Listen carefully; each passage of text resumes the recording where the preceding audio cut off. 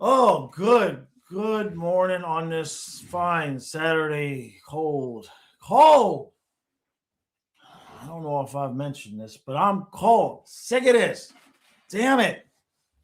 Huh? So, oh, what a 24 hours in the NHL. Just wild. Just wild, man. It's rare that you get two big ish trades on the same day, certainly before Christmas, right? Um, so we'll talk about that.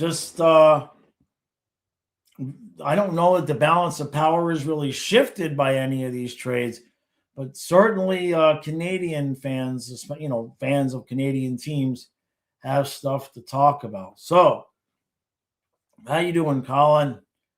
Since I survived the teddy bear toss game, it was a lot of work, mainly with counting the whole thing. We had to divide the pile into groups of 50 each. In total, there were close to 4,000 bears.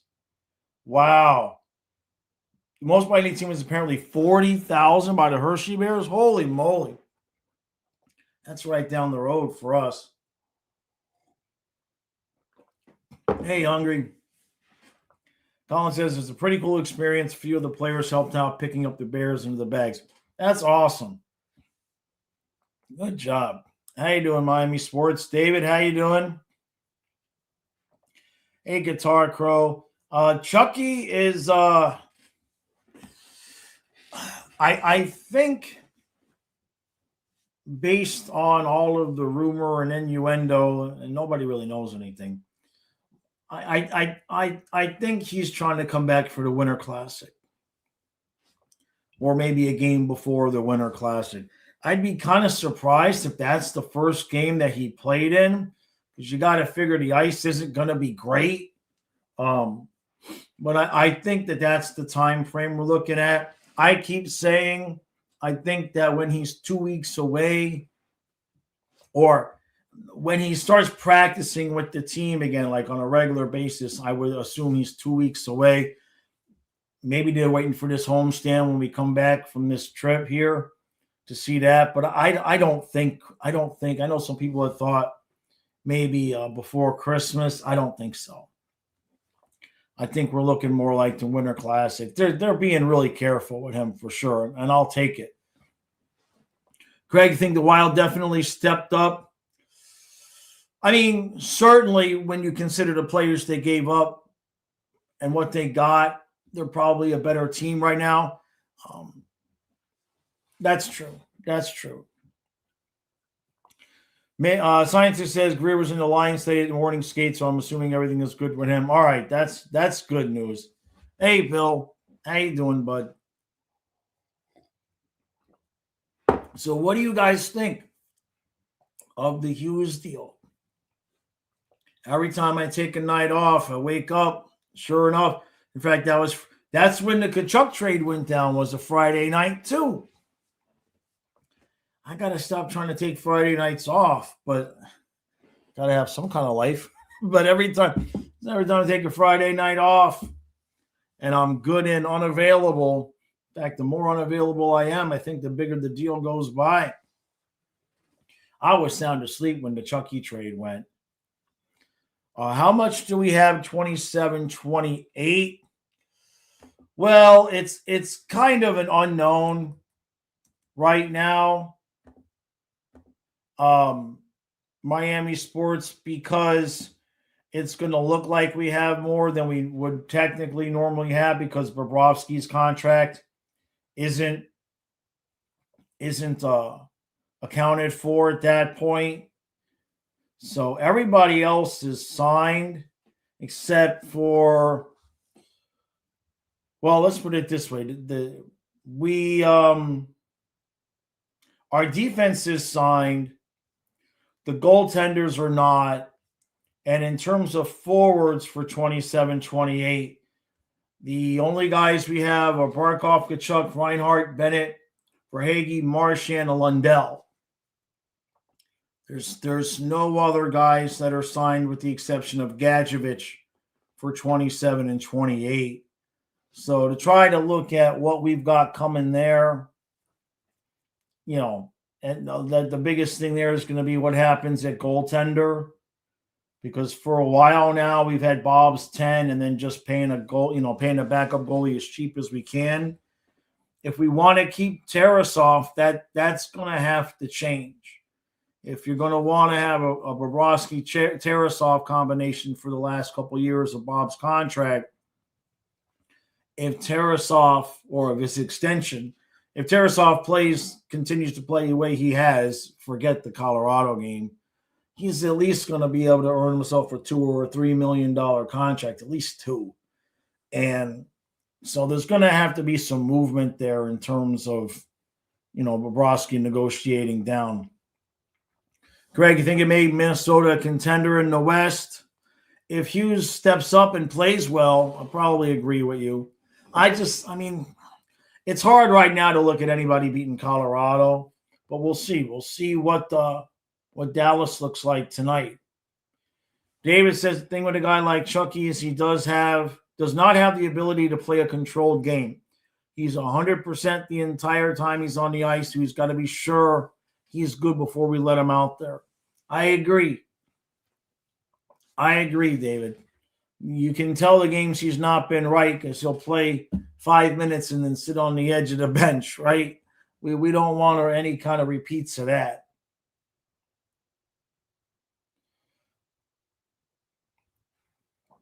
Miami, you talking about our free agents or other teams' free agents? It's so early to look at that because 90% of the guys will get extensions. My assumption is that we're gonna re-sign, Luosterainen. I don't know about Rodriguez. I have a feeling Rodriguez will probably move on, and you're going to give Luosterainen that money. But what's amazing is that Luosterainen, by the time we go to sign him for 27, 28, he'll be almost 30 years old. It happens fast. He's 27 now, so he'll be 29 in the first year of his next contract. So Scientist says, would you compare this to the Tkachuk trade where a team trades a bunch of assets for one player and that team goes on to become one of the best teams in the league? That's a tough one. That's a tough one. I don't think so. Because I think the Tkachuk thing kind of was a culture change. You know what I mean? Like Tkachuk changed things, completely changed the culture along with Maurice. I get it. It's a lot of assets, but also the Flames got two known quantities in Huberdeau and Weegar, right? So the Canucks got the closest one to a known quantity right now is Marco Rossi. I guess that's how you say his name. He played 2 full seasons the last couple of years. He had 60 points last year. So you kind of have an idea of what you could be getting there. This year he's been a little bit off. He must have been injured because he's only in 17 games. I don't think that this, me personally, Hughes is a good player, but I'm not sure if I'm ready to just say, that puts Minnesota. I know Craig is saying it puts him as a contender, and sure, I won't disagree with that, but I don't think it puts them over the hump. But we'll see. We'll see. It's hard for a defenseman to come in and be what puts you over the hump, because a lot of times it takes defensemen, a little bit of time to get used to the system and play up to their speed. But he could be so happy. He could, like maybe with Jeff Skinner. So to answer your question, Miami sports, free agents. At that point, in terms of free agents in 2027, like the list is just too big to even have it be anything to look at because so many players would still be signing extensions after that or before that. I mean, you got guys on. If you want to go by 8 older guys, I mean, Kucherov's contract is going to expire. This year in New Jersey, his contract's going to expire. Quinn Hughes, DeBrincat, Couture, Crosby, Pietrangelo, Stone, Doughty, Seguin, Kreider, Falk, Gallagher. So, I mean, it's just so many guys. Bennington, Grubauer, Middlestat, Deneau, Josh Anderson, Teravainen. There's the list of guys it's just too long. Like, I'm scrolling all the way down to the bottom, and there's still decent names on the list. Gostisbehere, Vladar, Novak, Montembeault, Martinook, Erod, Nemestikov. It's just, you could build Wedgwood. So the majority of those guys are going to get contracts before that, long before that. David says, I think the Cats were a lot closer when we got Chucky than Minnesota is now. Probably right there. I think there was more opportunity too. Remember, Florida had that culture change right at the same time that Tampa ran out of gas. So the conference was like, okay, who's the next? You know what I mean? I guess you could kind of say it's the same situation maybe. Edmonton's been to 2 cups. Do I think they're out of gas yet? I don't know. I can't judge a team like Florida and Edmonton in the regular season because they're gonna just do the bare minimum to get to the playoffs. I know our situation's a little bit different, but my opinion is that Skinner's going to be the winner, and it rhymes, so it works. My opinion is that Skinner's going to be the winner of that trade because all the pressure there's no pressure. He goes from, oh my God, you're the reason McDavid didn't get a cup, to, hey, Stu, how you doing? Hey, look, if we make the playoffs, it's great. If we win a round, it's completely wild and unexpected, and you're going to be congratulated. Like, he just paid off his house. You know what I mean? Like, you're sweating and you're bleeding and you're working 2 jobs to pay the mortgage, and somebody just walked up to him and wrote him a check and said, here you go, kid. Here's your house. That's what Stuart Skinner just got. I'm sure he's disappointed that he wasn't able to win a cup there. But at the same point, I think looking back, I don't know what. I know Edmonton, do something for the sake of doing something. But good God. I mean, they got older, more expensive. And Jari is at best, Jari is a clone of Skinner, except he has no playoff resume really to speak of. He's got the 1 series and he was bad. Craig says Hughes with the Wild goalie is going to be an upgrade defensively. All right, we'll see. I'm not saying I disagree, but Minnesota, the West is tough. The West has got some tough teams. Colin says Bob's in net tonight. Gotcha, thank you.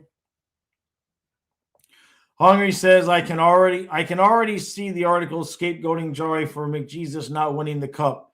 We all know that's going to happen. And that's the thing. Jari goes there and he's immediately on the hook.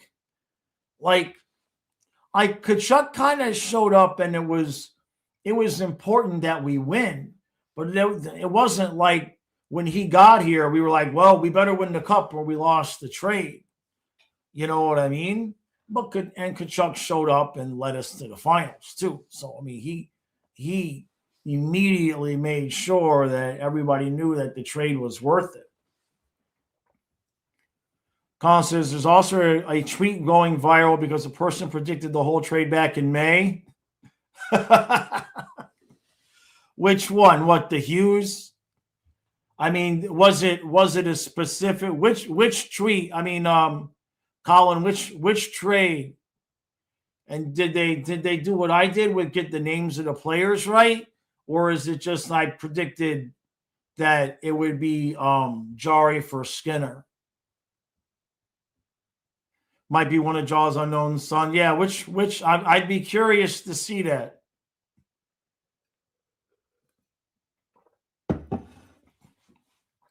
Silva says, hey, Jaws, did you know the NHL has changed the definition of a win streak? Now, if you lose to the number one NHL team,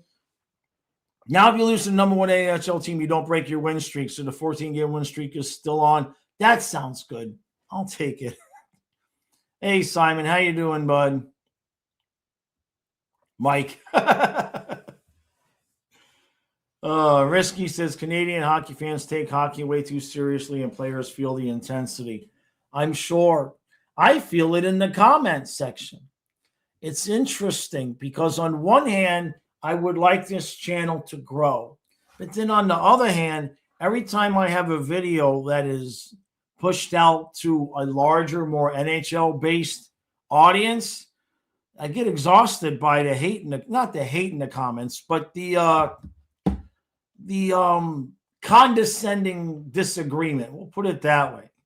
It's amazing the difference in the perspective of who normally watches this channel versus somebody new coming that doesn't quite grasp the vibe of the channel. It's some days it don't bother me, other days I just roll my eyes at it. The Jari trade, wait. Hungry says the Jari trade. Colin says the Hughes trade. Which one? Which one? There was someone that called Jari trade about a month ago. Got the whole trade right, Colin? Oh, the Hughes trade. Wow, that's interesting. Yeah, I'd have to see that. I'd have to see that. Well, I know what that feels like. I don't want to comment on it, though. I don't want to go to Twitter and comment on it. I don't want to step on anybody's thunder. What's that meme? Get in there and make it about you. Good for him if he did it.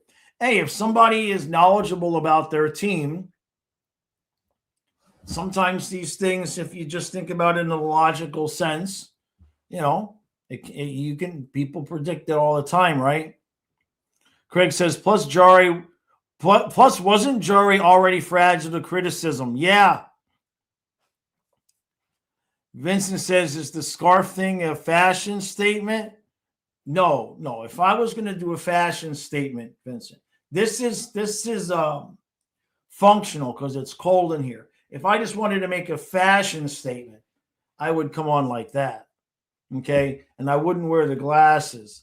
And I would just look at you, Vincent, with the smolder. And I would just give you the eyes. And then I would just take the hat off and give you the eyes. See, that would be the fashion statement. How dare you on a Saturday morning? What's wrong with you? I should be in bed. You have no idea how freaking cold it is. I'm in so much freaking pain. Jesus, I'm sick of me bitching about being in pain. That's how much pain I'm in. The cold weather is not. I don't know what happened this year, but for whatever reason this year, my body is like, F you and this weather. Like, I haven't had this problem before. But my knees are on friggin' fire, man. I'm almost ready to amputate my legs just to get rid of the pain in my knees. David says, Chucky's a huge part of our cup wins, but we didn't win those cups because our stars played so well. We won because our third and fourth lines dominated other thirds and fourth. Bingo. Yes, sir. That's one of the things I talked about in today's video was that for the guys, for people who were upset in Vancouver with some of the guys that they got back, I said, look, Luosterainen was just kind of a throw-in to the Trocheck trade. And to your point about the third and fourth lines dominating, David, you never know which guy it's going to be. You could look at Luosterainen's numbers and be like, okay, what's he got? 10, 15 goals, you know what I mean? But it doesn't show the picture of what these guys do on the ice. So any number one of these kids, it's 4 first-round picks. That's what they got. They already happen to have used 3 of them, but it's still 4. That's a lot of assets. Oh, here we go. Silva says, trade alert. The Panthers have traded a 27th third, Samoskevich, I won't even read the rest, and Donovan Sabrango in exchange for Justin Sorda from the 27th third from the Caps, but the third is actually Boston's. No. You guys are going to make me do a stop trying to trade Mackie Samoskevich video like I did the one with Lundell. If I did that, you would call me French. Yeah. Grow some hair if I'm cold. My whole friggin' body is covered in the damn shit, Vincent. It don't help. The only spot on my body I don't have hair is up here. My neck is cold. My earlobes, my ears. It's not so bad in here because I got the heater. I can't afford to heat the house. I don't put the heater on until it's like below 55. It's ridiculous. Don't ask what it costs. You guys don't want to know. All right. Half of you probably have a mortgage payment less than my electric bill. David says it's 80 here. I know. We've been talking about that here, David. I don't think I can move. I don't think I can afford to move. But if I could somehow find a way to be in Florida for January and February and work from there and just like kind of glide by, I might do that next year because for whatever reason this year, my body's kicking my ass. Hungry.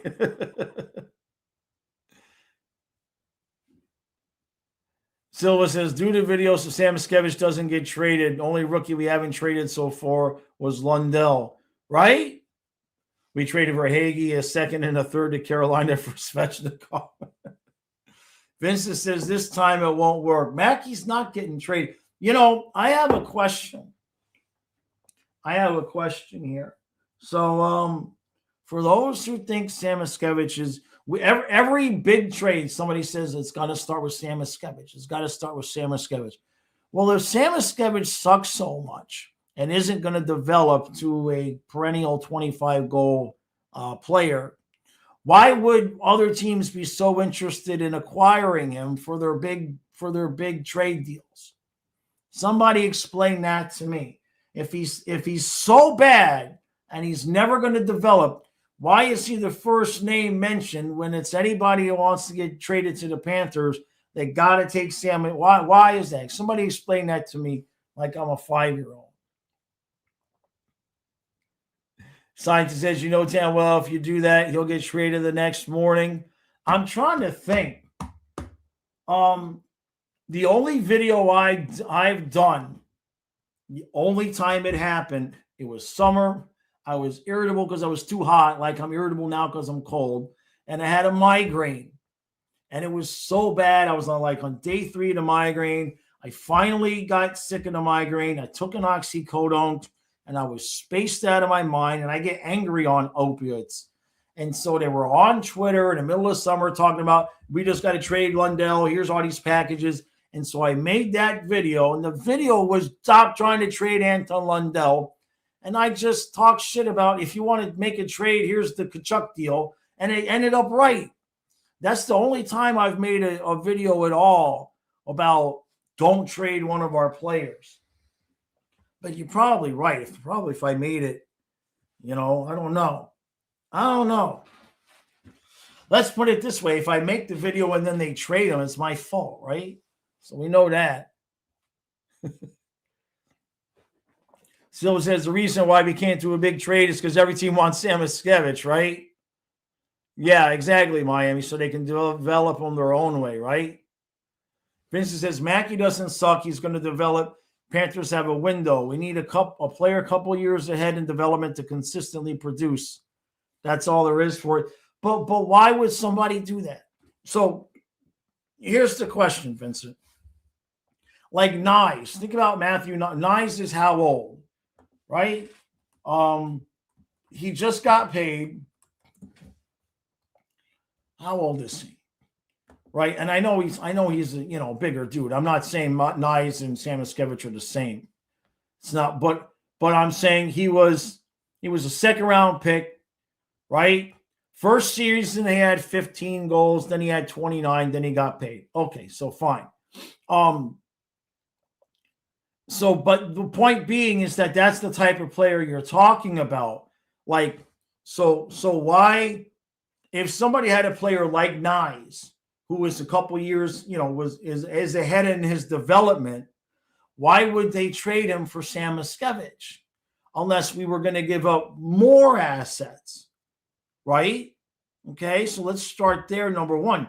Number two, in order to do that, we still have to send salary cap out the other way unless the player that's a couple of years ahead of Samoskevich is on a minimum wage deal.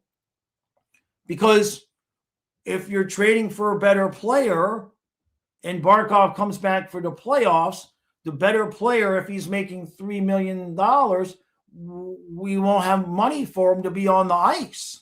So it would have to be Samoskevich and somebody that is making some kind of salary on this team for this other player. I think more than anything else, when I take away my fandom for Samoskevich and I take away all of that, for me, I look at it from a financial perspective.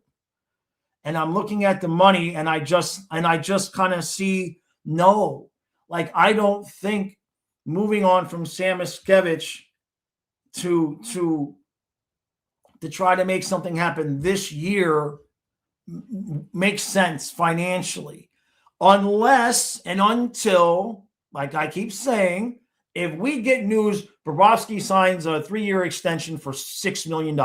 I'm making up a number for the sake of argument. But if Bobrovsky decides to take $6 million, some ridiculous amount like that, and then we're like, oh, we got money to play with, then maybe moving somebody for somebody else who's an upgrade, but maybe it opens things up a little bit. But for me right now, until and unless we have a Bobrovsky extension, I don't want to see anything happen, because I want Bob to continue to be the guy. And more to that point, so far, I'd like to just be able to give Tarasov an extension as well. So it says, we just need Mackey to become McDavid. Greg says, Mackey needs to be more like Stankoven. Okay, so that's a good name. That's a good name. I don't necessarily disagree there. Stankoven's a year younger, was taken in the second round. Stankoven's had an extra year to cook. So he came up with Dallas in 23-24, played 24 games, 6 goals. Then in 24-25, he played 59 games for Dallas with 9 goals, and then 5 more with Carolina last year, which is kind of comparable to Samoskevich, right? Let me see. And in fact, and I know you guys are going to say numbers aren't the only thing. I grasp that. Last year, Samoskevich had 31 points with 15 goals and 16 assists. Stankoven had 29 points. So definitely, 38 points. 38 points between the Stars and Canes. And then now this year, Stankoven has got 14 points. He's got 6 and 8. And Samoskevich has 15 points. Samoskevich -4, Stankoven's +4. But Carolina is relatively healthy.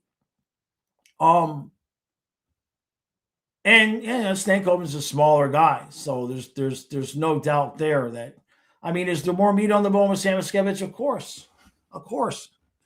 But I mean, everybody on the team right now has not been playing fantastically up until recently. Mostly even the big guys weren't.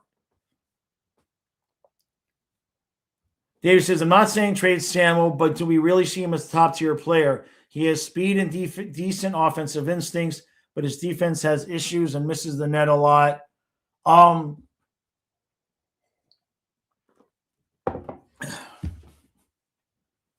He reminds me a lot of the first couple years of Trocheck. I don't. The defensive issues he has is not positioning. He just needs to continue to get a little bit stronger along the boards. His defensive issues aren't positioning, and it's not effort, and he's got good hockey sense. He just needs to be stronger along the boards. Generally speaking, you don't get a lot of young players like him where they have to develop the hard board game so fast. Usually guys are given, a little bit more free rein to grow their offensive game and then grow the defensive game. He's not in the greatest system for his talent, in my opinion. Would Boquist and Rodriguez make more sense? I'm not sure, scientists, what you're asking. Again, it's all money related, but I'm not sure what you're asking. But she says more assets, right, plus negative, right, plus we need to get a first-round pick this year to send out. I'm not sure what you're saying, Vincent. KWI Quinn? Oh, Nyes is out of reach, right? Is that who you were trying to say? Well, Nyes signed, right?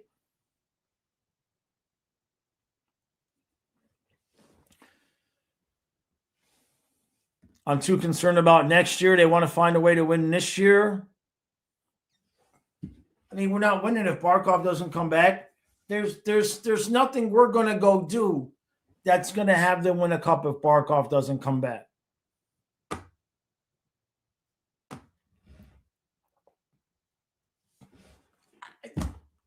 I mean, barring something really absurd and ridiculous, like McDavid demands to leave Edmonton and comes to Florida. I mean, you were not replacing Barkov.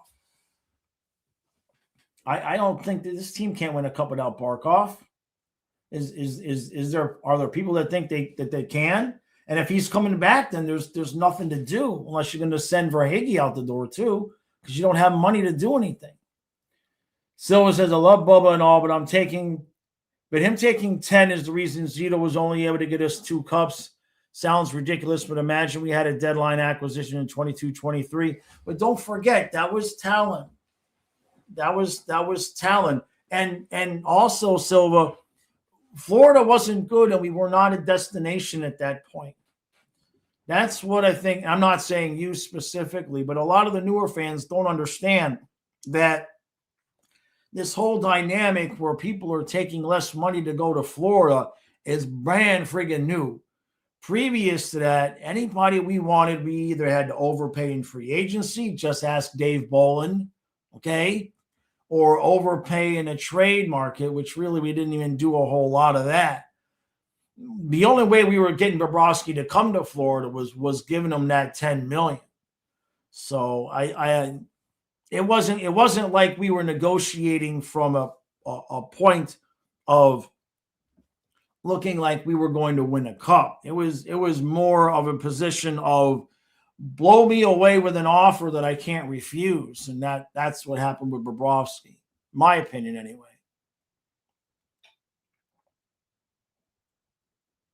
Yeah, I hear what you're saying, David.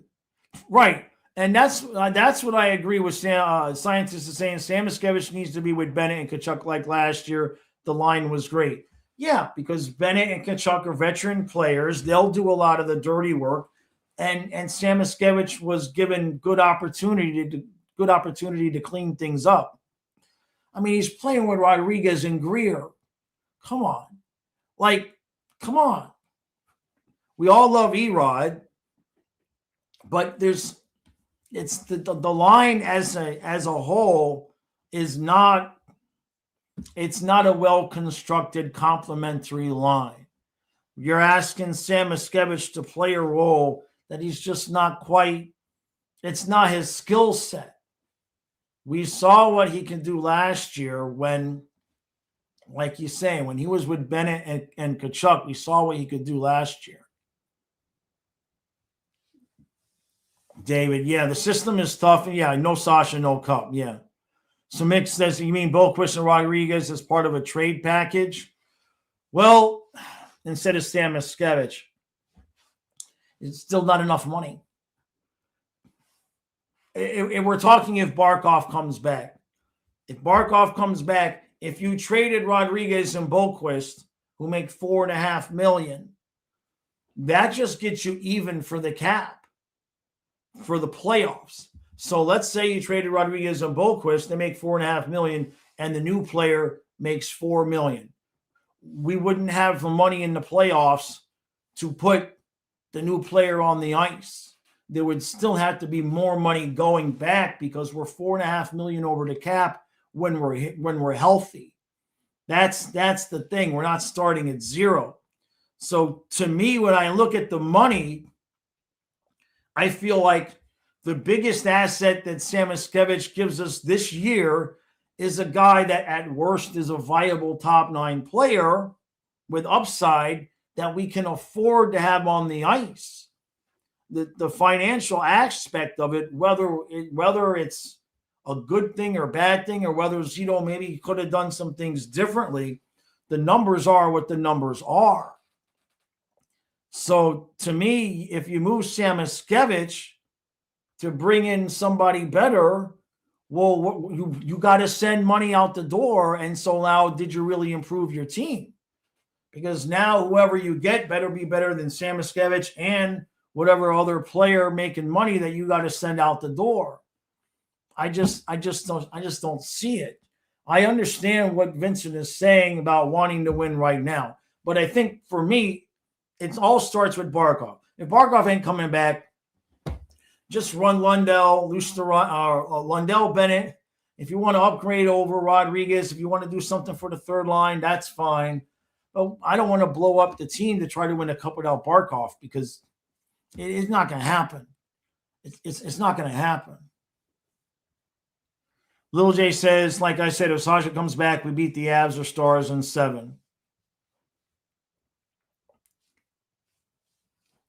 Simon, in terms of the future of the goaltending, I still believe in Bobrovsky. Vincent says, why are you waving at the camera like that? Barkov is your shield to defend all your ideas against the chat. But it's just the money. It's just the reality. I don't know what to tell you. That's just the reality of the situation. If Barkov's not coming back, they'll have some money to upgrade, but I don't know what I can't. I don't make the salary cap rules. It's not my fault. I'm just telling people the reality of the situation. Now, if you want to trade Sam Miskevich for somebody better, I guess Verhaeghe or Mikkola, or you're going to have somebody making some bank going the other way if you're replacing him with a higher paid player. Silva says, Samo was a gem and he will be a 30-goal guy in this league. We have a bunch of good assisting pieces down there in Charlotte. Devine, Skoog, Sachin, St. Martin, etc. I think Samo, I don't know if he's going to reach for Hagee, but I kind of feel like 25 goals on a consistent basis. I really still feel like if this team was healthy, we'd be Barkov, Reinhart, Verhaeghe, Bennett, Tkachuk, Sam Miskevich, and we wouldn't be having this conversation. And then the third line would be Lundell, Luostarinen, and Marchand. Like if Barkov never gets hurt, I don't think we're having this conversation. Yeah, Hungry, I agree there. Says the price to get someone that will replace Sasha would deeply affect the day-to-day roster. Right. I mean, because who? Anyway, you know what I mean? There's nobody that we could get that's going to be a 1 year. I mean, is even Crosby? Crosby has term, right? So, like, even if we were going to go out and Sam Miskevich for Crosby, okay, that's nice. But now how? Crosby's got 8 and 7. Even if Pittsburgh ate half of that, money, it would have to be, let me put it to you this way. if you sent Samoskevich, Rodriguez, and Boquist to Pittsburgh for Crosby, and Pittsburgh ate half of the salary, we're still $4 million over the cap. This is the stuff that drives me crazy. Do the math. Listen to that again. If we sent Samoskevich, Rodriguez, and Boquist all to Pittsburgh, and Pittsburgh ate half of Crosby's salary, we're still $4.5 million, basically four and a half over the cap. It's I just don't understand how Zito would even be doing it. David says, so we agree Samuel's not top tier, but more of a role player. I think he can be Verhaeghe. I mean, people give Verhaeghe grief all the time for his defense, but he's really upgraded his two-way game recently.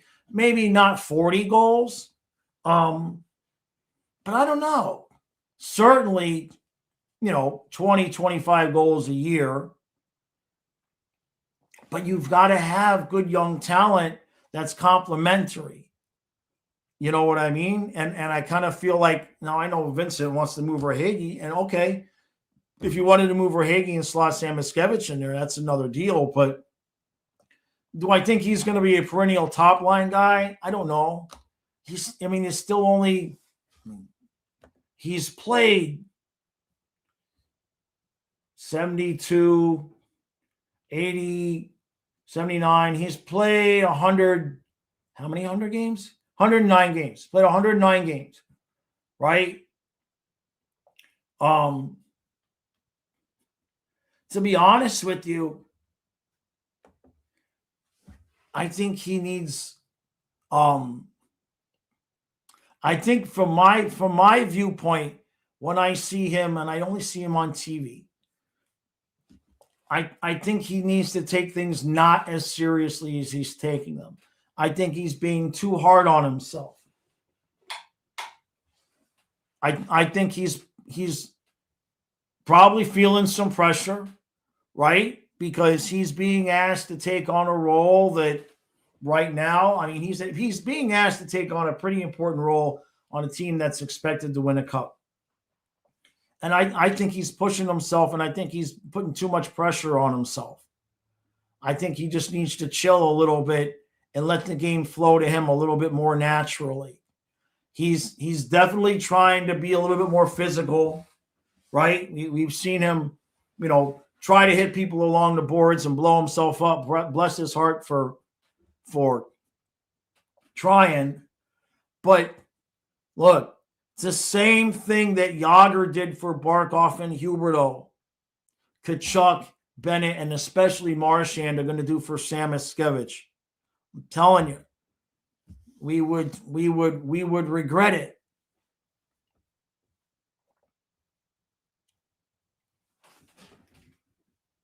Rip Peter Green. Who's Peter Green? Should I know who Peter Green is? Oh, geez. Oh, really? Wow, I just looked it up. No joke. That sucks. He was only 60 years old. I was just talking with Don about Pulp Fiction the other day. Dang. You just never know. That's only 6 years older than me.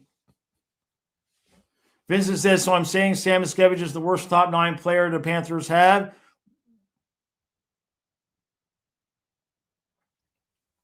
I mean, look at the players, though. Barkov, Reinhart, Verhaeghe, Bennett, Tkachuk, Samoskevich, Lundell, Luostarinen, and Marchand. Yeah, I would say Samoskevich is the weakest out of those 9. But I don't think that's much of an insult. Everybody else on that list has at least 2 cups. You know what I mean? And all that experience. I don't think that's an insult. But sure, I'd say he's the weakest out of those 9. I'll give you that completely.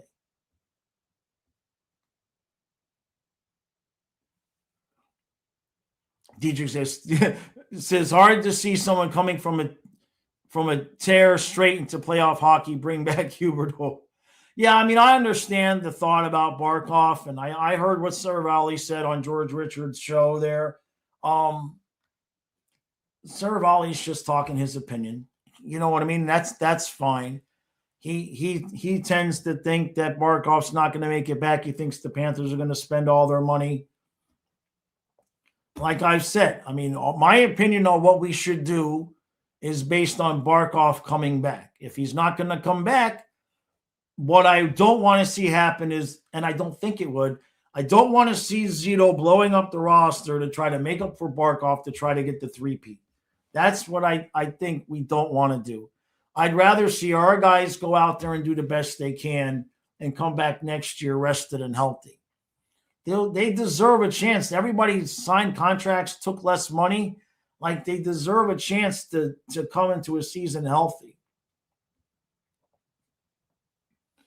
Dave, you want to talk about the money's on if Sam was a top-tier guy. I mean, I think he's going to be a guy like Verhaeghe in the sense that he could be on the first, second, third line, depending on how he's playing. You know what I mean? Like, Verhaeghe's been moved all up from the down. You move him down to the third line when he's slumping, but then he gets hot and you put him out there every other shift.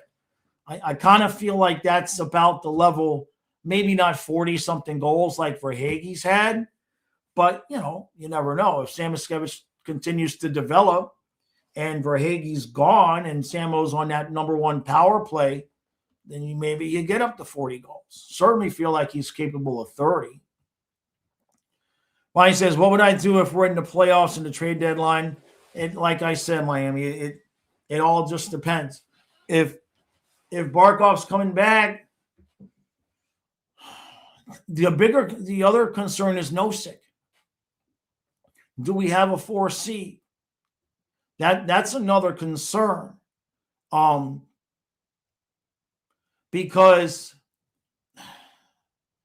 if we don't have Nosek, you would like to think, well, we'll just put Rodriguez at 4C, but again, we don't have the money. So if Barkov's coming back, we don't have money to do anything. So I don't know what, and that might be why Paul Maurice is always so sullen every time he, every time he's on camera, he's all depressed and sullen. So it might be why. Risky says, my concern is that if Samoskevich gets traded from the Panthers, it would be like the Blue Jackets trading Reinhart. And you would think that's a good point, Risky, because you would think Panther fans would see this from the backwards, right?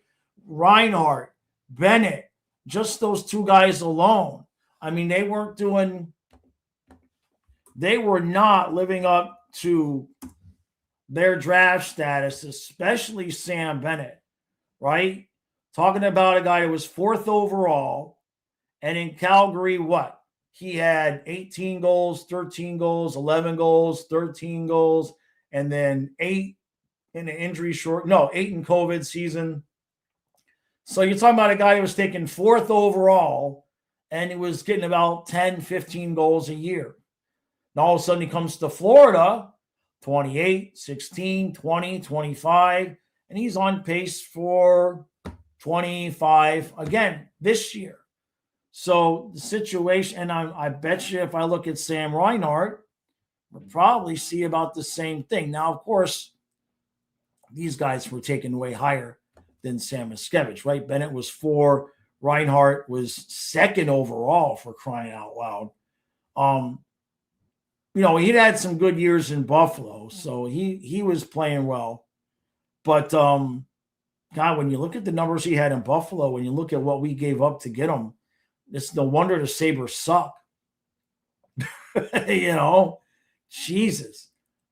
We didn't give up. I mean, was Levi in a first, right? That's wild. When you look at the numbers that Reinhart had in Buffalo. But, Reinhart's first real year, 79 games, 23 goals. And then 17 goals in his second season. His face-off percentage wasn't great. His shot percentage wasn't great. Not everybody is Celebrini, I guess. Mixed says, I'm convinced the league put the new salary cap rules into effect the season early with the sole purpose of preventing the three-peat. I mean, I hate to deal in conspiracies, you know that. But boy, oh boy, oh boy. I mean, it really only affected, I mean, it affected the Panthers way more than everybody else. Let's put it that way. When do I think some of the Panthers? I think Kachuk's going to be after Christmas at this point. I might be wrong, but I kind of feel like he would have been practicing more with the team if he was going to be back in 10 days. Because I think the 23rd is our last game before Christmas. That's 10 days away. I don't think so. I'm thinking maybe Winter Classic at most. David says, I think Rhino's going to be as good as... No, I'm not saying I think Samuel's going to be as good as Rhino. No, Verhaeghe, but maybe not as many goals. No, what I was comparing, David, when I was bringing up Bennett and Reinhart, what I'm saying is that they were considered by their fan bases to not be living up to their draft performance, especially Bennett. And you've seen what the change of scenery did for them. So the point being that we already saw it with Tippett. We saw it with Lawson Krause. Sordiff is doing well in Washington. Like, we got to stop trading away our young players because we don't have patience for them or room for them. We already moved Sordiff because we don't have room.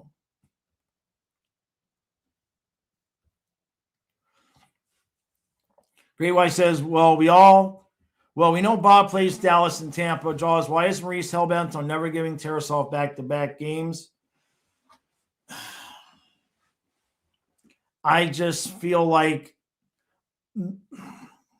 as far as we know, the couple of times that any information about that has been leaked, I think we would have to assume that Bobrovsky runs that show. So I feel like Bobrovsky has always said he's a guy that likes to play. He feels better the more that he plays. And as fans, we look at it differently. Like, oh, God, he's played a lot of hockey. He's 37 years old. But I think for Bobrovsky's mindset, and it's probably important, I think he doesn't view it much differently as he gets older. He's just going by he feels better when he plays. And so it's probably more about that than anything else.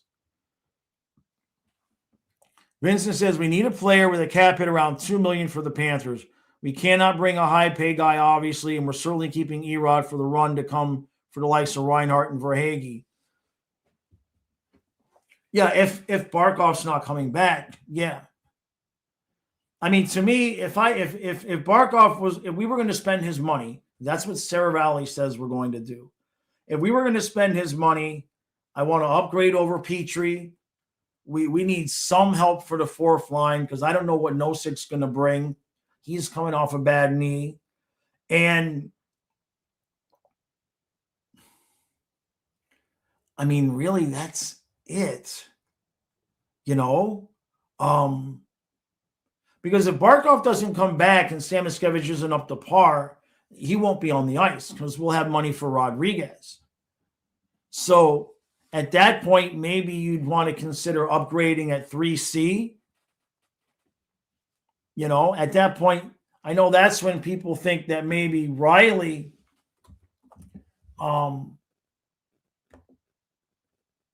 O'Reilly comes into play. And I guess it's possible if they're going to eat half of it, they'd have to eat half of it. And then he'd be on the hook for us next year, maybe at 4C, because you'd still have Barkov, Bennett, Lundell. So O'Reilly would only be at 4C next year. I suppose that's the only one that would be even remotely close to doable. That's a viable player that we probably wouldn't have to give up too much for and get them to take half the salary cap. It's not Zito's fault, but it's just a ding-dong mess. Hey, Anthony.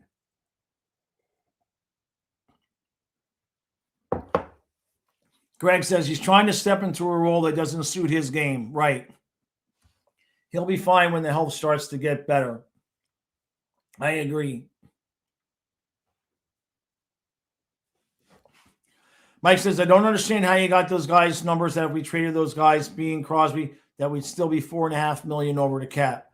So when we're healthy right now, we're $4.5 million over. And that's why let's just go all the way back. Before Barkov got hurt, we knew that when Tkachuk came back, we were going to be 4.5 over. And so that's why we were like, oh my God, we're going to have to trade Rodriguez and Boquist. So the only reason we're not over when Tkachuk's coming back is because Barkov's out.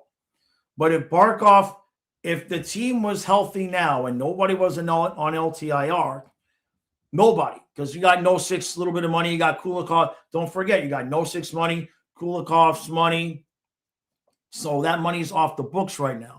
What I'm saying is if the team is healthy and nobody's on LTIR, we're $4.5 million over. So if you trade Rodriguez and Boquist and Samoskevich, that's $5.2 million. But if you take half of Crosby's contract, I mean, I might be a little bit off on the math, but we're still way over. So if you take half of Crosby's contract, that's 4.3. So we'd be giving them 5.3 or 5.2, but we'd be taking on 4.3. So we'd only be getting a cap savings of $900,000. So we'd still be over by like 3.6 is what I should have said. It's not exactly even, but the point is that we'd still be over. We'd still be way over if nobody's on LTIR. Now, we can technically do that because we only have to be cap compliant with the roster that we submit for a game. But now we don't have the option of taking Rodriguez and Boquist out of the lineup because they're gone. So in many ways, the only way to do something like that we'd have to send out more money because we're starting in the negative.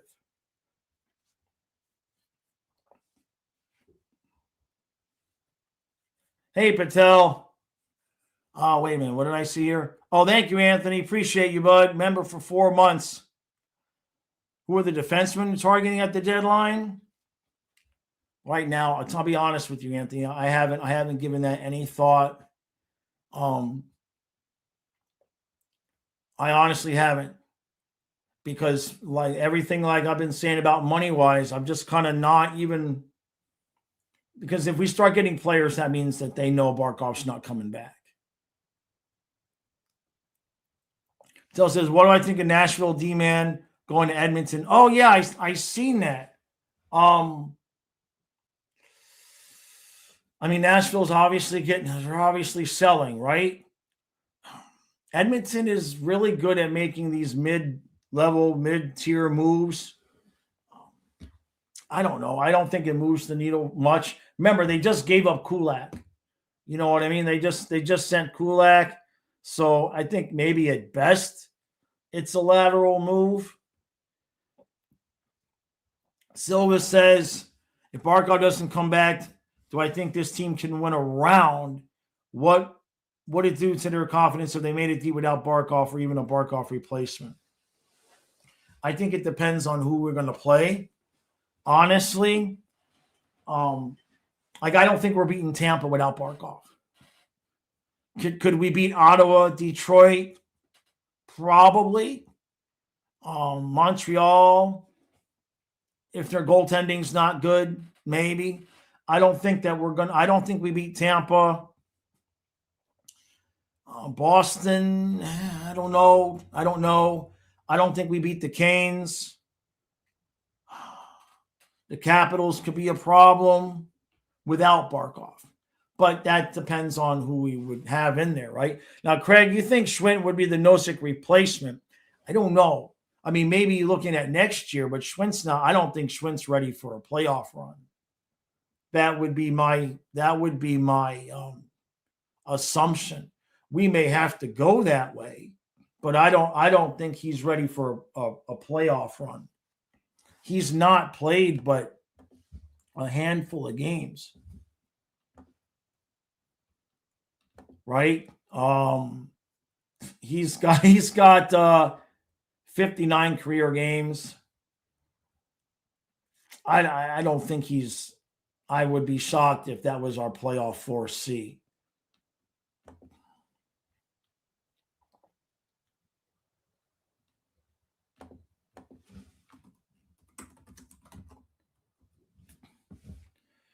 Would I trade for Jordan Kyrou?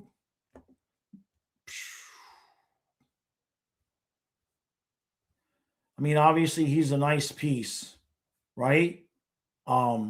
What's his deal? What's his contract?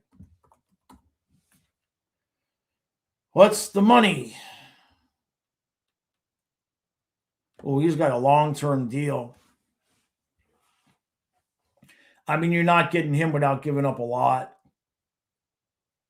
The question would be, what would St. Louis want out of that? He's got an 8.25 or 8.125 cap hit until 2030, which matches the rest of the lineup. But you'd have to send Verhaeghe out the door to get Kyrou, and I just don't. Maybe he's a better overall player. I don't really watch him enough, but it could end up just being a lateral move. But you'd have to send a lot of money back out the door to get him. That's the problem.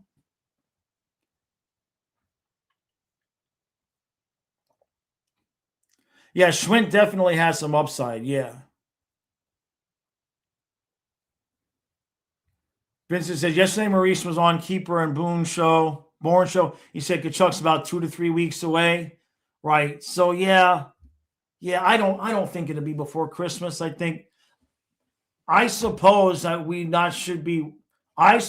we should not be surprised if his first game is the Winter Classic. Right? That'd be like Kachuk to want to make a grand entrance. Yeah, Tarasov faced like 200 shots. That's true. Great White says Kachuk told Katie in an interview he wants to come back for the Winter Classic. Yeah. Jelly says if Barkov doesn't come back, they need to upgrade over Bolquist. Well, without Barkov, let's play that game for a second. Without Barkov, if we don't make any moves, it's still Lundell, Luosterainen, Reinhart, Bennett, Kachuk, Verhaeghe, Rodriguez, with Marchand and Samoskevich. And Nosek with Gadjevich and Greer if we're healthy. That's if Barkov doesn't come back. And we don't make any moves. Holy crap, what we got here? Hold on a second.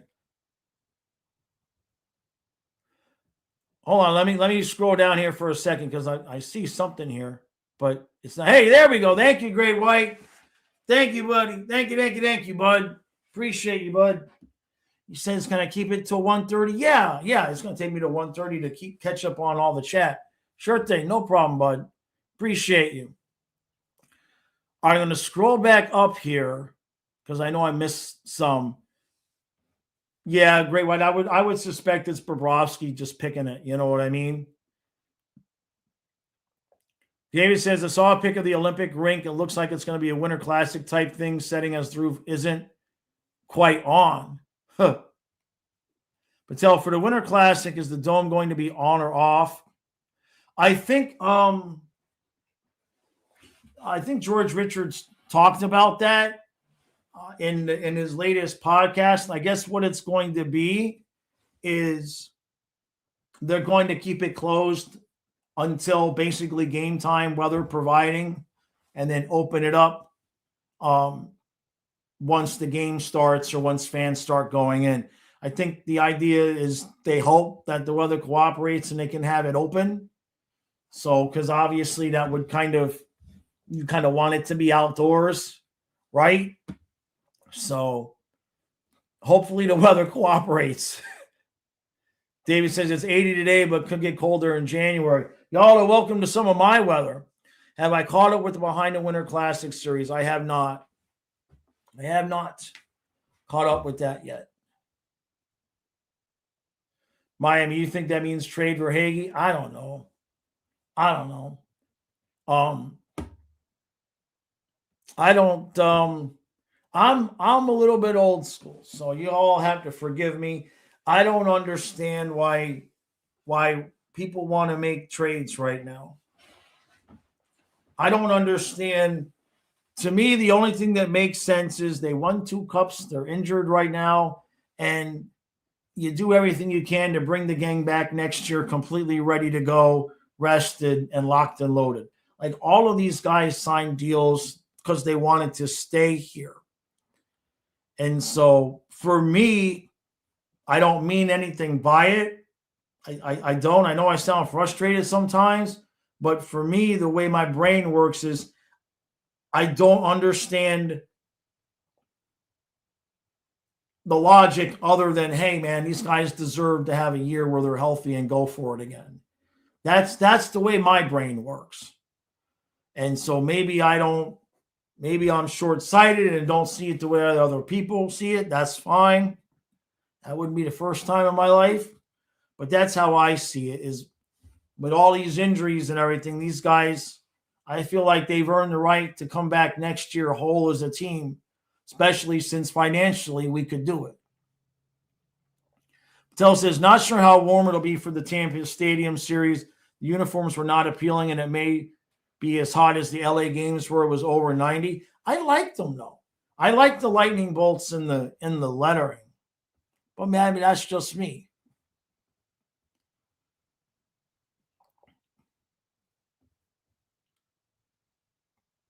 Oh, yeah. What do I think about the Canes goal? He was a Panthers cast-off, winning 10 out of 11 games. So, yeah, I know I'm way behind on the chat, Craig.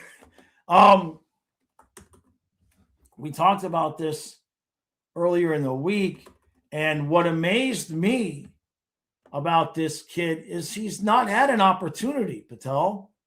As in, he's not had an opportunity. The dude is 27 years old.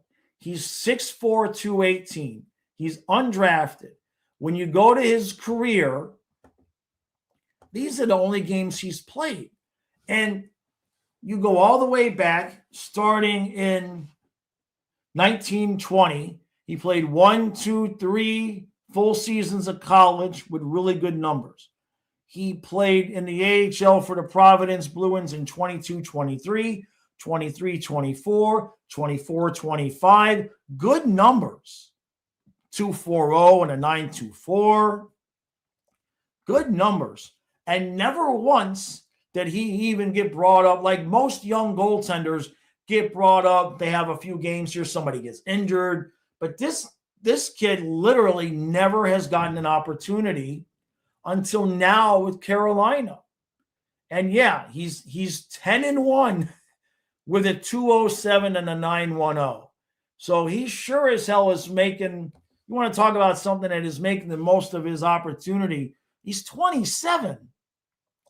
And he has more than earned an opportunity to come up and even attempt to be somebody's backup. I was flabbergasted when I saw his AHL and college career and the fact that never even got a chance. It's not like somebody brought him up, he played 3 games and he sucked.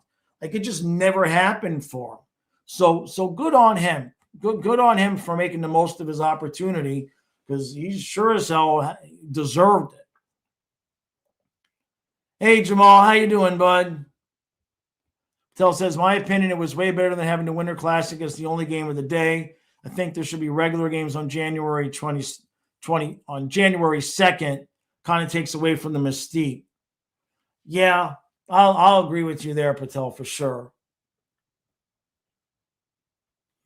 David says, the whole reason everyone stayed for less is they know this is a rare thing in sports and life.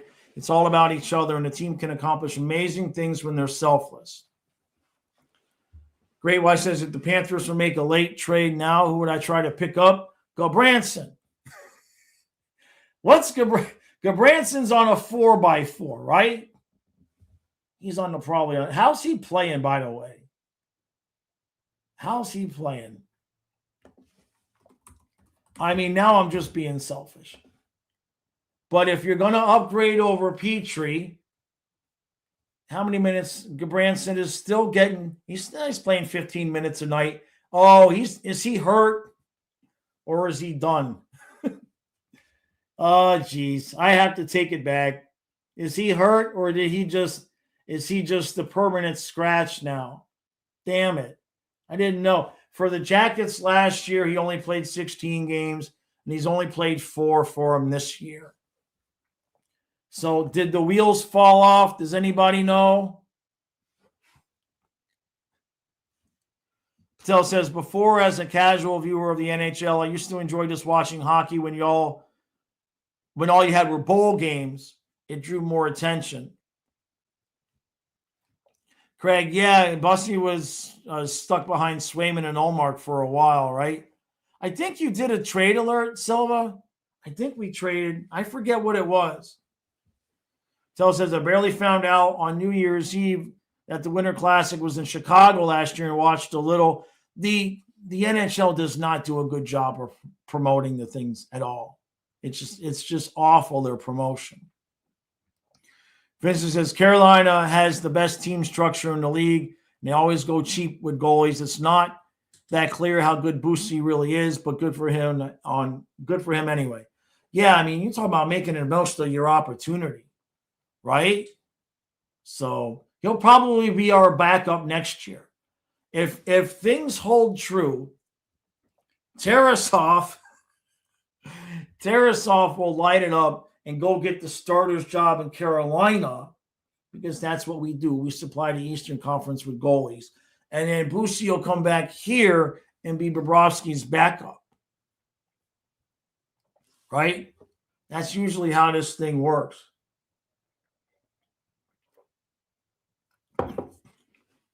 Frank says, if we win tonight, you'll quit smoking cigars. Probably save you some money, eh? Oh, I got to get my eyes fixed. Wearing these glasses, pain in the ass all the time now. My nose, I'm sick of the stuff on my nose. David says the NHL doesn't self-promote because in Canada that's considered rude. That's actually pretty good. Simon, up to the Christmas break, how do you think the Checkers are going to do? I'm sure they're fine. We've got half their players. They'll be okay, though. Right? So nobody knows what happened to Eric Branson. Did he just fall off the map? Does he suck now, or is he injured? That's a shame. I was hoping he'd come be Kulikov's pair for one more ride and we get a cup out of him. Well, he's played for a lot of teams. Florida, Vancouver, Pittsburgh, Anaheim, Ottawa, Nashville, Calgary, Columbus. That's 8. He's played for a quarter of the league. Jeez. He's on the last year of his deal. You know, the funny thing is Gabranson could get moved. But, I've joked about it so many times. He's on the last year of a 4x4. Even if they ate half. I guess if they took Petrie and like in a 4th or a 5th, Petrie and a 5th for Gabranson, and they got to eat half the salary. We're losing $1 million, gaining $2 million. I don't know. Beggars can't be choosers. We'll see. I wonder if he just fell off wonder if his play just fell off. Vincent says if we win tonight, John's going to do a giveaway, right? Well, I haven't done one of those in a long time. I got stuff ready because we're going to be doing giveaways for the trivia. So I've got some shirts. I've got a couple of nice shirts that, oh my God. Sick and tired of this cold. I got a couple of brand new shirts here when we start doing the trivia, we're going to be giving these away. Now, this one's a little big. This is an extra large. It's a good size shirt. That's old school. See, brand new see, there's the tag, right? These are original. These are original from 1990, 4-ish. These aren't remakes. So we're going to be giving that one away. And then I got one more. I could always just give that away, Mike. I wish. Mike, I wish YouTube allowed us, because if you think about it, everybody would do it, right? If you could do a live stream and be like, as soon as I get $1,000 in super chats, I'm going to give somebody $500. Like, you can't run a lottery. I'd do it, though. I would do it, right? That's easy money, right? Everybody buy a dollar super chat, and as soon as we get a thousand super chats, we'll give away 500. And then this is the second one. This is also extra large, brand new. So we got that one. These are the only two I have. We found them. I used to have boxes and boxes and cases of these. Although Kyle might know where I have some more. Somebody came in a couple of weeks ago and bought the rest of them. So that was good.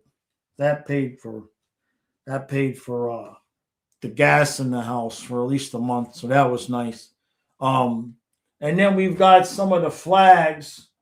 Do I have a flag here? And we do some card giveaways, stuff like that too. I don't have a flag. I'm not giving away Billy. Oh, here's what we'll do. Here's what we'll do. I'll be a real smart ass. So some of you weren't around when this happened. Some of you weren't around. But in 2021 for Upper Deck, I won the whole Upper Deck, the Florida Panthers fan of the team MVP, fan of the year, whatever they call it. So I got this nice, this is a heavy glass trophy. But one of the things they gave me was I probably got 200 or 300 left over. I got my own card, right? So there I am, all pissed off. And there I am. They got all my stats on the back. So I'm going to be a real schmuck about things. And when we have the trivia and whatnot, I'll make the prize a signed card. I can't make the prize the book. I wanted to. Like, there was something else that we were going to do. I wanted to start doing, the goals on YouTube. Like, I wanted to start being like, hey, if I get $50 worth of super chats, I'll give away a book. I can't do it because it's monetary value. So unfortunately, I'm allowed to do it like if we're playing games and whatnot like that. But yeah. They sent me I still might have over 100 of them left. Yeah. So I got my own card there. I'm all pissed off. Right. And then it's got the back and all of that. It's cool. They thought they were just going to send me a card, and they sent me hundreds of them. Give away to Bobrovsky puppet. Patel says, do it on locals. Huh. I hadn't thought about that. Patel. I mean, I guess if I had enough of a following over there, you're right. That would, I guess it would work. I mean, if they're not going to take down copyright, which, by the way, this is so stupid. Vincent says, this guy, I don't believe even Dangle has a card. I just thinks he runs the world. They gave it to me. But to give you an idea, I couldn't believe this. To give you an idea of what YouTubers are up against copyright-wise, remember on the noon stream a few days ago, you guys told me there was that little bit of footage of Kachuk skating, and I shared it on Twitter, and we watched it, and it was like 20 seconds of Chucky skating.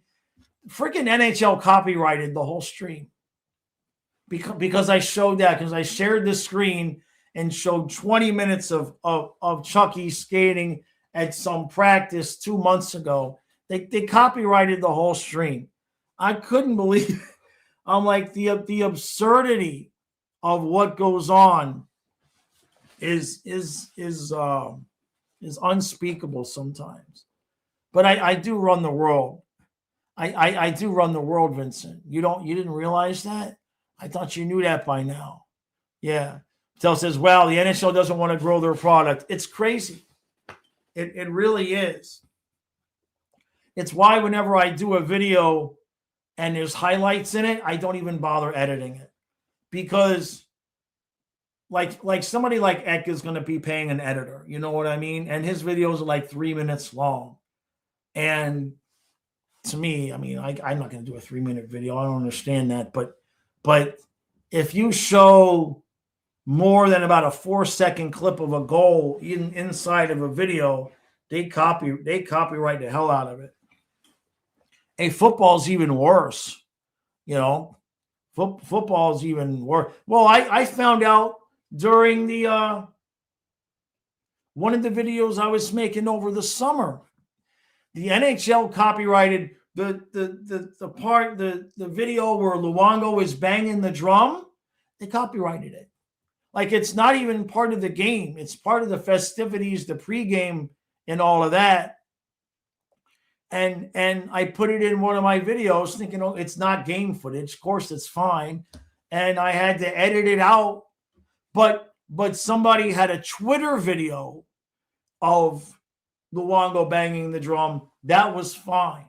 But the good, clear video of him banging the drum, copyrighted. Unbelievable. It's just the mess what they go through, what we go through. Vincent says Cocoa for Cocoa Puffs. Exactly. It's Cocoa for Cocoa Puffs. So it's all good though. We'll be fine. Rosado, time to start Flying Fluffy baseball.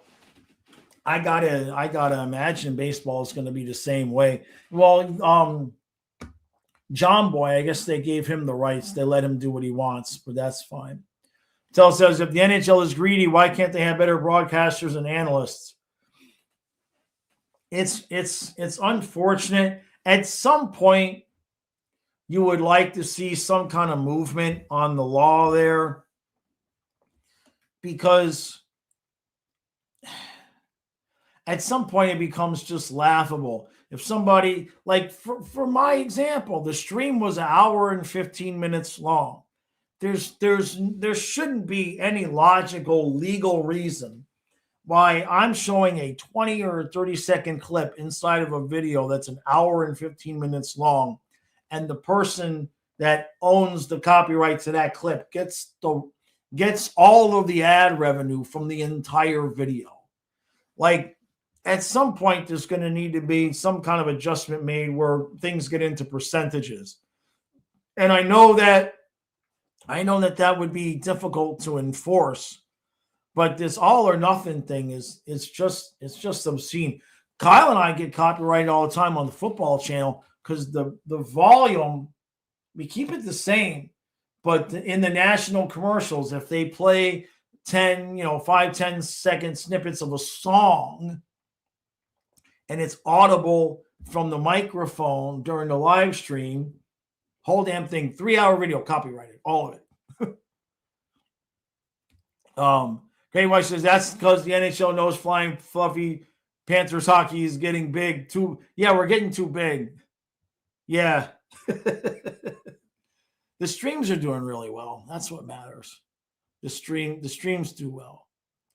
Oh, I don't really drink pop too much.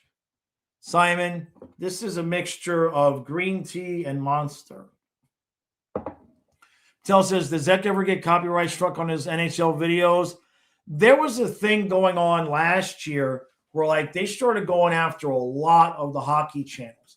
They did not go after me, but like Eck and Hockey Psychology, Hockey Junkie, a few of these other guys, they went after them hard. And what was difficult about it is they just started retroactively claiming copyright on videos that were, months and even years old. And it was just stupid stuff like, a 4-second clip, a 5-second clip. And I don't know how that all got rectified, but apparently they came to some sort of an agreement that way. I understand if I just played the whole NHL highlights, if I just played the 10-minute video and I just reacted to it, yeah, okay, that's understandable. But for crying out loud, a whole ass video getting copyrighted because I showed Luongo banging the drum in the stands, that's just the power imbalance is a little bit absurd there. David says Red Bull and vodka. Oh boy. Hey Bucks, how you doing, bud? Rosado, we need 10K. We're getting there. We're getting there one at a time. That's for sure. Game 3, lose 2. Game 3, lose 2.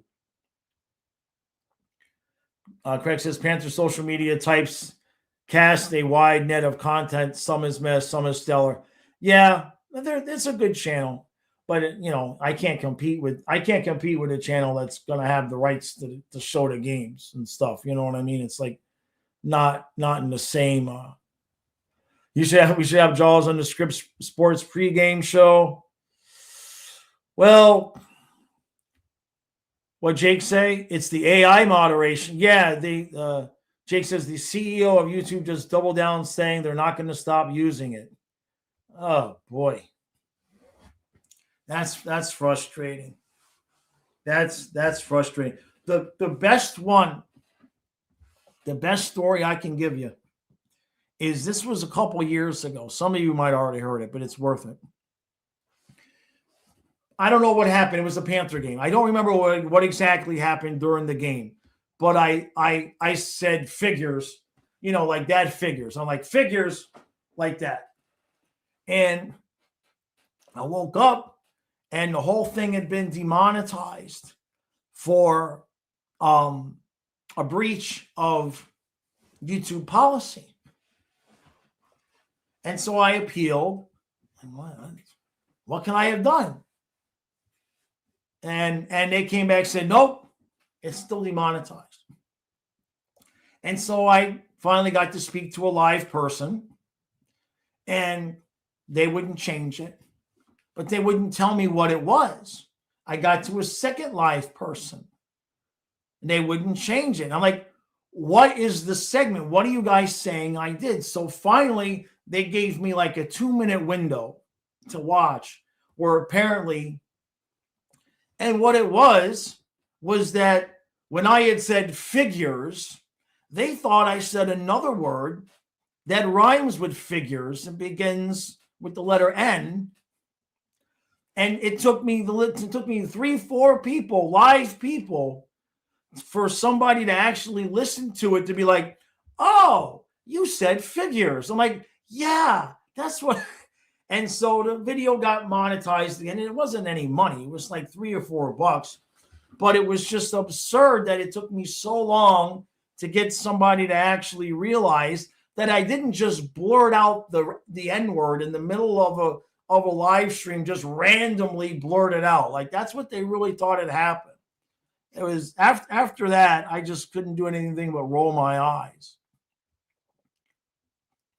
Hey, thank you, Great White. Thank you, bud. I appreciate you, bud. I appreciate you, buddy. It says best Panthers channel. Everybody knows it. I appreciate you, bud. Thank you, Great White. Appreciate you, man. Rosado says Panthers channel has improved the last 2 years tremendously.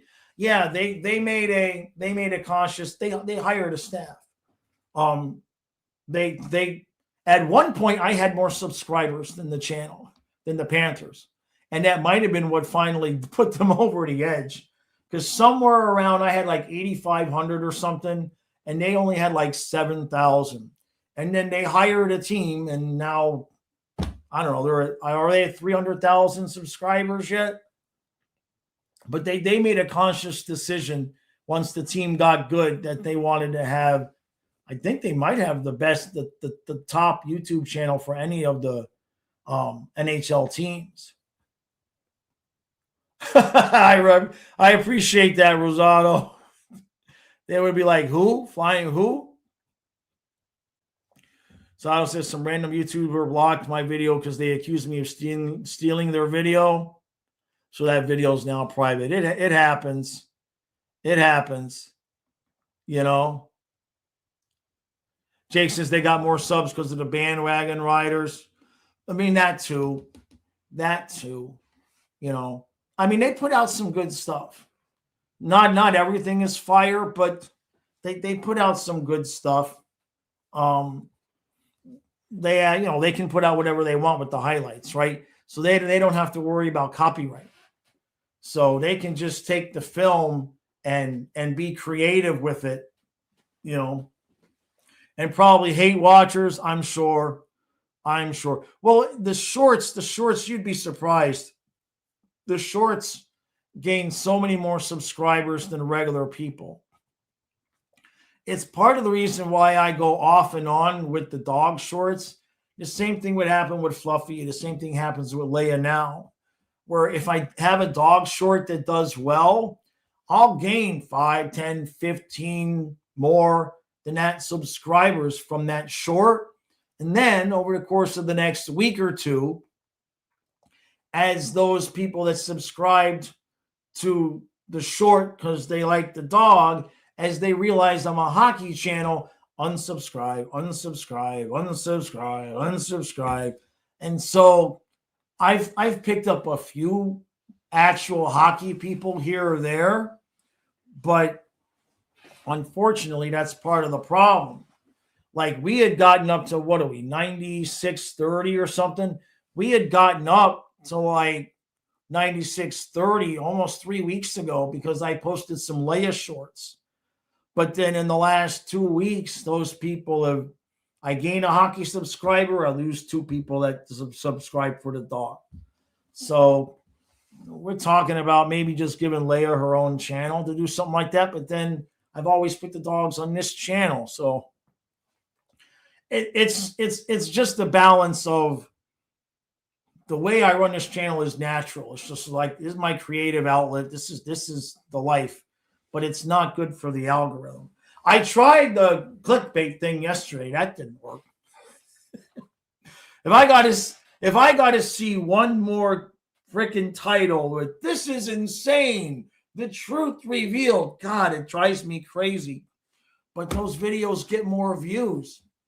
Of course, mine didn't, but that's a different story. It was just the clip from the podcast or from the stream. So it's not like I put a bunch of effort into it.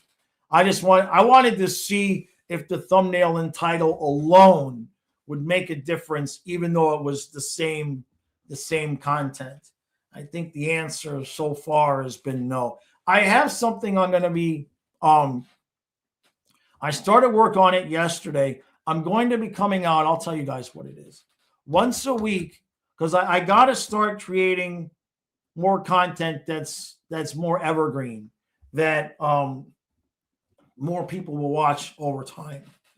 And so every week, what I'm going to be doing is I'm going to be comparing two players, and from the position of who would you rather have in a game 7, or who would you rather have as the coach or the goalie, something like that.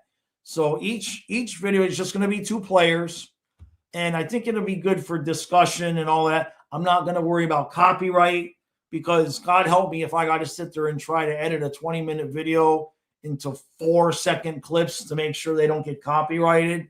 It's just not, because nowadays interviews and stuff like that get copyrighted. So I'm not worried about that, but I'd like to try to grow the channel. And the advice that I consistently get is I have to do things. I have to put out content that's not Panthers, that's completely different from what I would normally put out, because, I've talked to some of the pretty big YouTube gurus, the guys that have helped build a lot of channels, and they all tell me the same thing. They say that there's nothing I can do at this point other than massive change to change the YouTube's algorithm on this channel. It happens to even the biggest creators a lot of times where they hit a certain plateau and that's it. And that's it. You know what I mean? And it's not getting any bigger. And unfortunately, that's where I'm at right now. We're 500 to 1,000 views. We are locked into that number. And when I look at my analytics, it doesn't matter how many people are watching. You guys are watching. You guys all watch, but they're not showing it to new people. So I have to start doing some other content. So I'm hopeful. I'm going to try to have those out every week on Friday, because usually we don't have hockey on Friday. So I'm going to try to have those out on Friday. So the first one is a goalie comparison. I don't want to give away the names though. All right, David, appreciate you, bud. Silva says, bad clickbait title, Jaws. The video was telling people not to go crazy over trades and instead of telling people a trade is crazy. Zara says, how about just make a dog channel?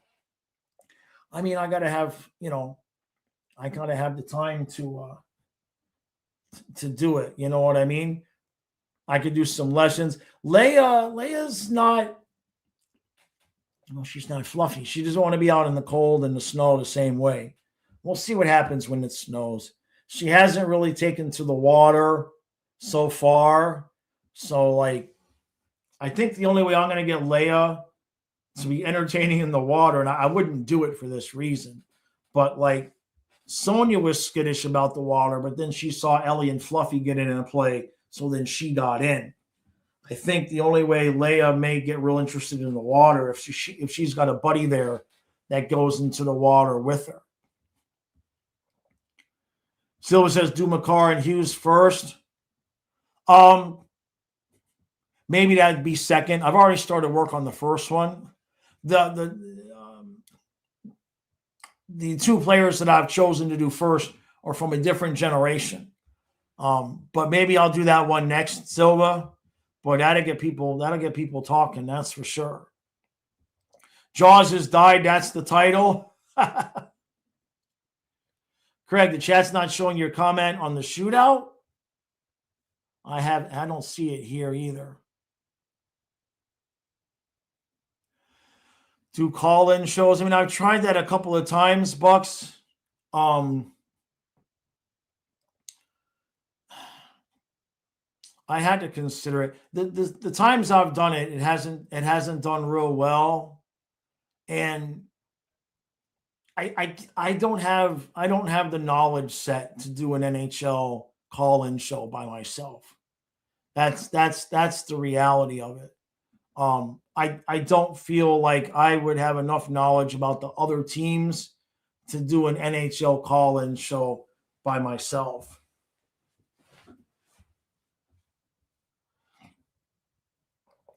Great White says, how do I keep going? Do I get any sleep?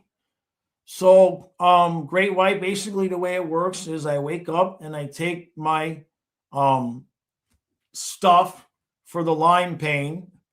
And then when it wears off, I take more. And then when it wears off, I take more. And then when it wears off, I take more. Yeah. Yeah. I don't get a lot. I mean, I don't get a bunch of sleep. Oh, you thought I was gonna do some vlogs? I mean, there's only so much time in the day with you know what I mean? It's just me. You know what I mean? I've got a million ideas, but there's only so much time to make them happen.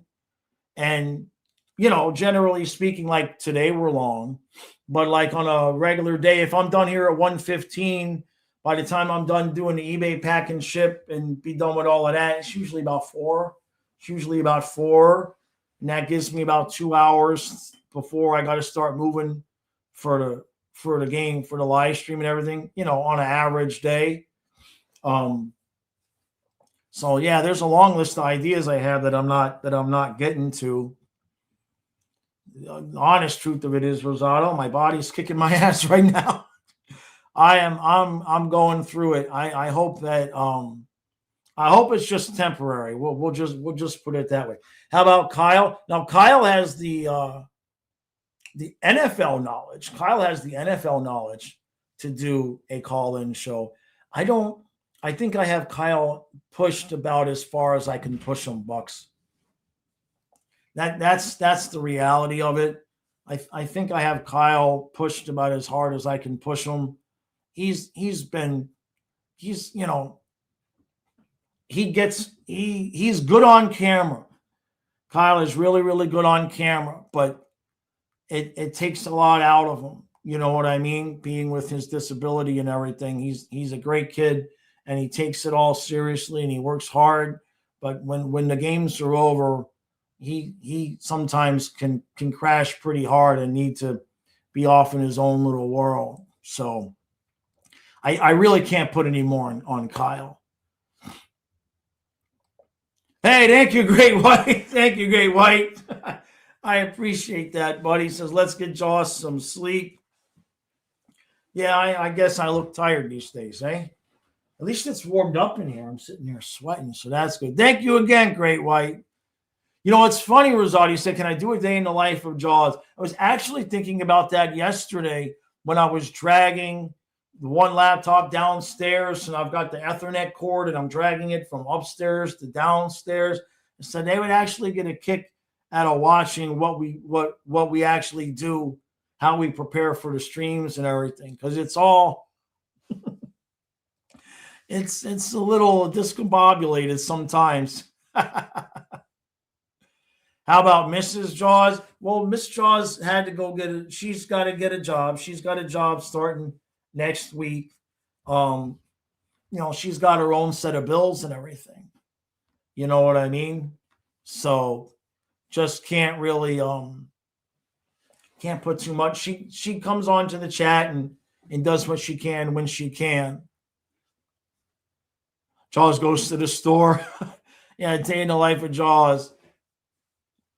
Real says, Jaws didn't believe hard enough that we could get Quinn Hughes, and now I need a new target for us to get from the Olympics. What about a bottom pair defenseman, Real? Huh? What about a bottom pair defenseman?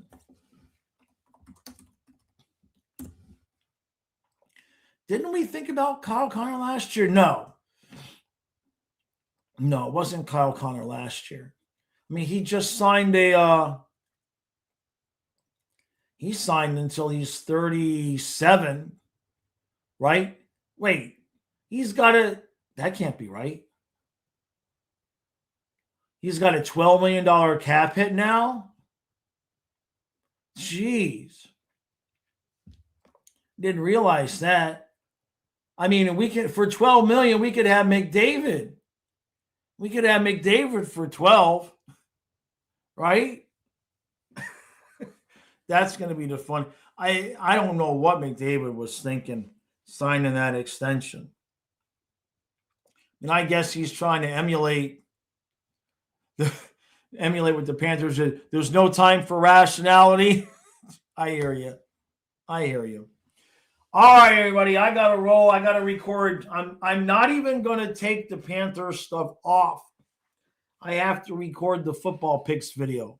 So that's what I'm getting ready to do. Have I heard from Kyle yet? Do I even know when he's going to be home? Let's see. Nope. I'll keep you posted, Dad. I'll let you know when I'm going to be home, Dad. Nothing. I could have moved to Florida by now. He wouldn't have even known it. So, all right, everybody. Thank you all very much for hanging out. Much, much, much love and appreciation. All the super chats. All of the support. I get a kick out of it. You guys let me vent. Nobody gives me any shit. So that's good. I don't need another wife. You guys let me rant and rave. Except Vincent. Vincent's mean. Huh? But Vincent has earned the right to say what he wants. So. All right, everybody. We appreciate you. All game is at 8. So like 7:15, the member stream will be good to go tonight. And then, good luck to us.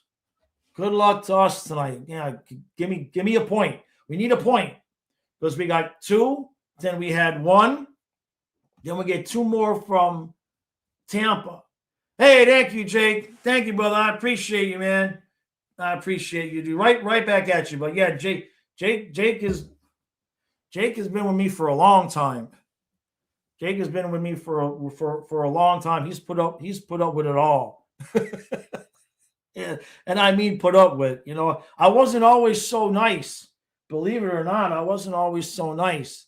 I get stressed real easy. I can't help it. I'm Italian and Russian. It is what it is. I think Jake would say I've mellowed. That's what somebody else told me. Said I've mellowed over the years.